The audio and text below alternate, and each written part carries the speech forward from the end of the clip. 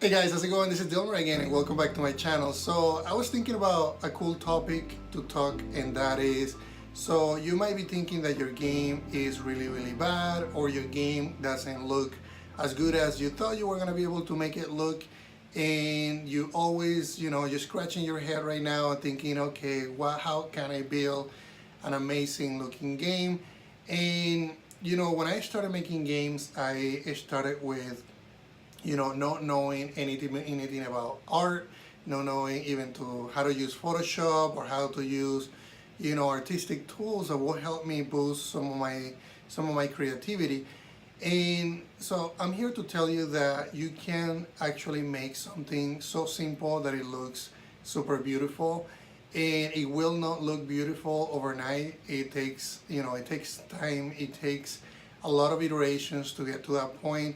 So when I started making cubics, or when I started making Stickman World, it actually looked really bad, and I posted some early on prototypes in social media before, and a lot of people, and then I show the before and after the fact, and a lot of people saw, wow, that is a big difference. And I could do that if I do it right now. Let's say that I'm making a game, for an example, and and I take a screenshot, then I look at that a few weeks after today. It's gonna look a lot better, because what I do on a daily basis is I look at what I'm working on, and I polish, and I keep polishing. I also don't fall into the trap of polishing too much either, but I'm always thinking about what, and how am I gonna make it look better. I try to look at real world examples if I'm going out, and maybe I go in. So I was building a game that was in a museum, and it was gonna be art, and it was gonna be a gallery. So I went to a gallery, I checked out how a gallery was laid out, I looked at the colors around, I looked at the lighting that was going through the windows, I looked at every little detail, and I took notes, and I took actual pictures of the gallery, and I used those for reference when I was building my games.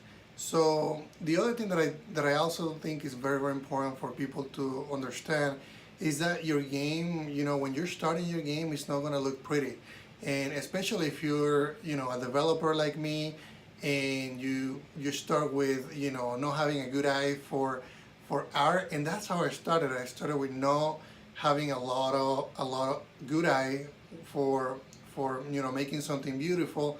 And then after the years, I've been improving on that. I've been improving on the look and feel of my games, on the tools that I use for my games, on the process of polishing that I do for my games.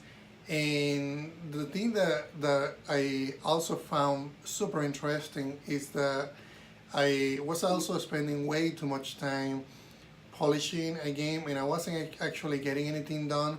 So one big recommendation that I have for you is, say that you're working on a game right now, and you get it to a point where it has some cool mechanics, and it's playable, or at least it looks great. It has a good look and feel, but it doesn't have that extra layer of art that you want to have for your own games.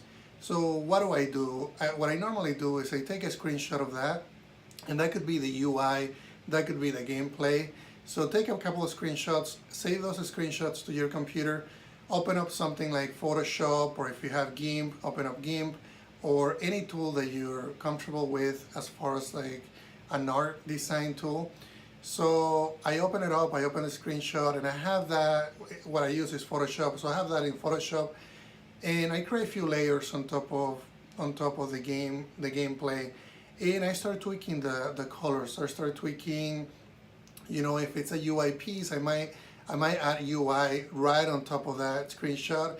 If it's a gameplay, I might just change the brightness, I might change the saturation, I might change the tint, until I'm pretty happy with that. And then once I'm happy with that, I take a couple more screenshots in the gameplay, I keep doing that, and I get a handful of examples as references.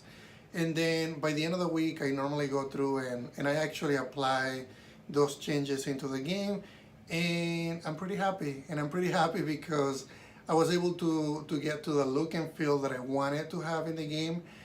For some things it might not be as simple as that. You might need to, get new 3D models or new 3D textures, and you might not be the person directly impacted or the person that is going to be able to do that. But you can also do the same thing with that, but in a different manner, meaning that you might need to go and find some other references for maybe other characters, for different clothing, for different colors, and then send those references to your 3D artist. So what I want to tell you, and what I want to close this video by saying, your game is not going to look great at the very beginning, but you can make it look great with time. I've seen many people starting off and really getting disappointed about how their game looks like, just because their game doesn't look as polished as they thought they were going to be able to build it. But it takes time. Sometimes it takes months, sometimes it takes years, it might take days, or it might take weeks. Just be consistent and keep improving, keep looking at, find inspiration, find reference images like I show you, take pictures like I was telling you. So I hope this was helpful, guys. Thank you very much for your time. And don't forget to share this to somebody that might be going through the same, they might have the same questions that you have right now. And again, don't forget to subscribe. Thank you, guys.